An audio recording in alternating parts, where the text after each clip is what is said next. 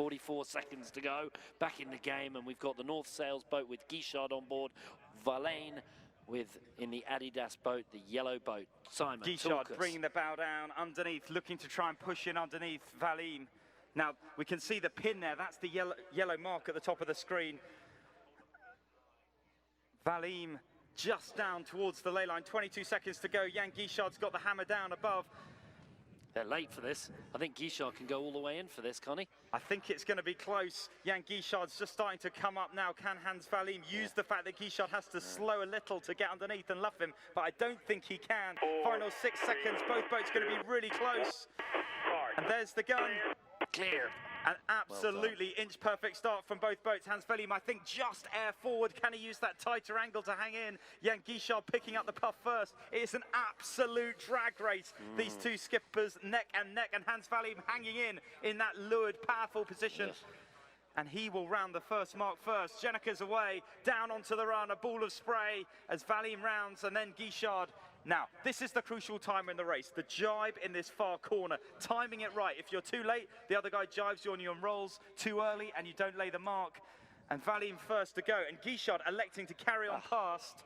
Now, if Wallen lays down, he will just round ahead under no pressure. If he doesn't, then it will be Guichard that has the advantage. I think Wallen pointing at that bottom gate. Look at these beautiful pictures from the drone. We're following the two boats as we go downwind. For those of you watching on the big screens and the TV at home, excellent stuff. Our boy Hutton giving us perfect pictures as Wallen goes around ahead, but only by 3 or 4 lengths. Now, interestingly, Guichard decides to go around the same mark. It looks like the other mark not nearly as favoured. And we've seen a couple of skippers pick that now. I'm surprised he did that. He was lit up and fast and actually a little bit hot coming into that mark, and he could have carried on. And now he's actually in phase with Wallen. He is on starboard. Hans Wallen, I can see a little bit of a hunt there from Jan Guichard. It felt like a bit of a feint. I think you've probably done a couple of those, Andy, in your match racing time, I'm sure. Just loved that. We were able to see how close it was, port and starboard, from my mic on the drone, and it was probably only 3 or 4 feet, but now the look at that tack. Green flag, great no tack problem. In that windward position from Jan Guichard. And Hans Wallen not actually going all the way to the exclusion for the tack. Maybe there was something, did the umpires have something to say? Is there a flag up there? There's a yellow flag on the umpire boat. So deciding what did Wallen do? The feint from Wallen has paid off. Wallen got a penalty against him. What did he get that for? Boundary penalty, no, maybe? No, that wasn't a boundary penny. That was a penalty for getting too close on the port starboard. On the subject to port starboard, now is Wallen. Now he has to do a 2 boat length VMG penalty. That is a penalty in match racing. The umpire puts up the yellow flag and it stays up until the boat has dropped back far enough. The flag is still in, so Wallen, I think now having just done enough. The umpire flag still up. Wallen still hasn't done enough. Now he needs to drop back. I think he's so angry. I could imagine I'm sure if we had some on-board audio right now, I think he's just ignoring it. I think he's a bit unlucky, to be fair. Here we go, port starboard. We've seen it once before. We're going to see it again. In comes Jan Guichard on starboard. He's having to alter yet again. And Hans Wallen, the man from Sweden. It's all unwrapping. Well, it's unraveling on board, Hans Wallen. Now, I think that might be yet another penalty. Well, we'll see from the umpires. We've got it. That's a green. That was green. Maybe that was because he was. Well, anyway, we're gonna get. Maybe we get Steph to go and talk to the umpires after this race instead of one of the skippers, and they can talk us through that. We're just trying to find as to whether we can get the replay of that first incident off the drone. I don't know if technology can really keep up with that, but technology or not, it is Jan Guichard around the top. The penalty's now shaken, but the result is definitely a change. Jan Guichard using that starboard advantage and his boat speed and his cool, calm and collected head well, and he rounds that top mark ahead. A 10-second delta. Boats coming back together. It seems like they're almost magnetically attracted here. We can see them being drawn back. Jan Guichard coming back, and Hans Wallen has halved that distance yet again as he rounds the top. This race far from over.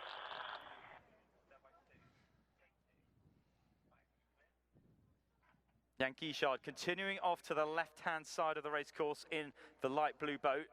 Wallen in the yellow heading off to the right. Nice bit of puff on board. Guichard's boat.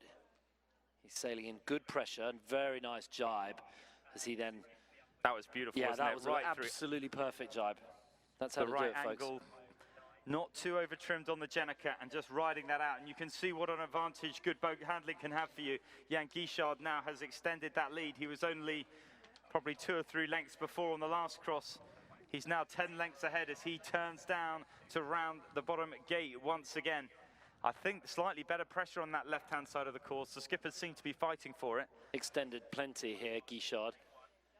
Rolls up the Jenica and his crew of Francois Morvan, Paul Dagard and Christophe Espagnon. They are very accomplished multi-hull sailors. And here Wallen decides that the only thing he can really do is go around the opposing mark. You're allowed to hit the marks, remember. You just can't really drag them around the racecourse. I don't know if there's a penalty for dragging them around the racecourse. We think maybe no, but... Well, there is a penalty, but the thing is that the penalty is you slow down a lot. You have to slow down and lose 2 lengths, and right. they tend to do a pretty good job of that after they scoop up the marks. Right.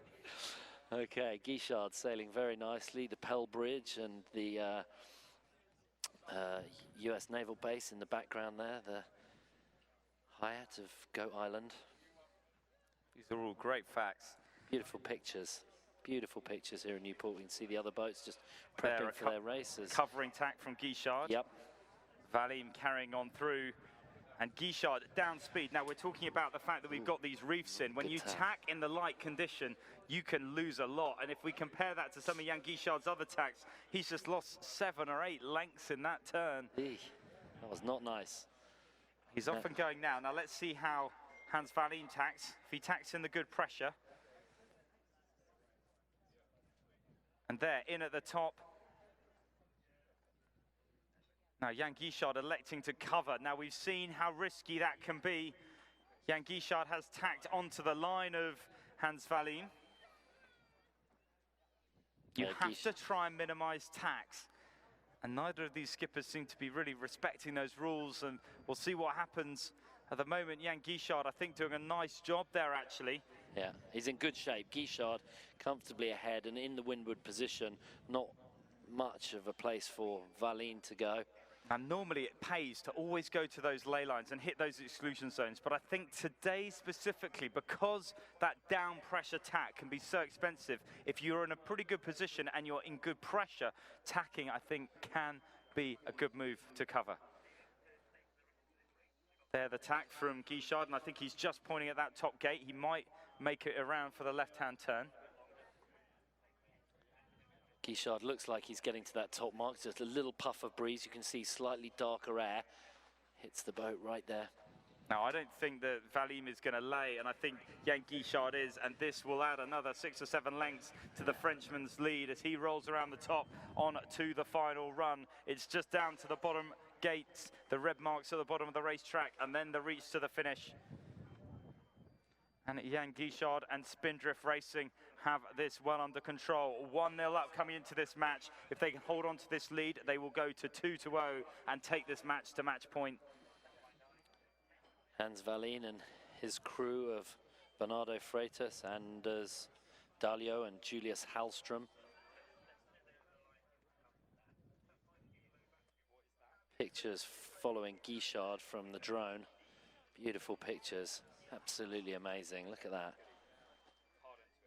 Love it. Guichard comfortably ahead, going into the jibe. Well, it was a race full of incident and accident. There was plenty of coming together, a few lead changes. And Guichard ends up comfortably ahead of Hans Wallen. We're going to go back and have a look at one of those incidents. I hope that port starboard on the upwind. I think, in my view, Wallen was harshly judged there by the umpires, but that's the way it goes when you've got the umpires out on the racecourse. It certainly means there's no long protests when you get in after racing, so it's great to have them. As Guichard rolls up his Jenica, just gives the mark a little tap as he goes by. No, just avoids it.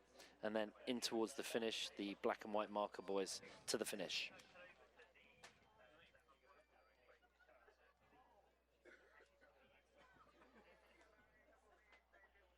And Guichard's march continues. this Super 16 round, sort of running to form. Guichard, for me, the favourite to progress here, and that seems to be how it's going. Canfield into the next round, Williams into the next round. I am absolutely itching to see more of that Robertson match. Yeah. I think that's going to be a goodie. But in this one, it is Spindrift Racing, Jan Guichard and the French. Too much for the Swede of Wallen through the line to take that crucial win.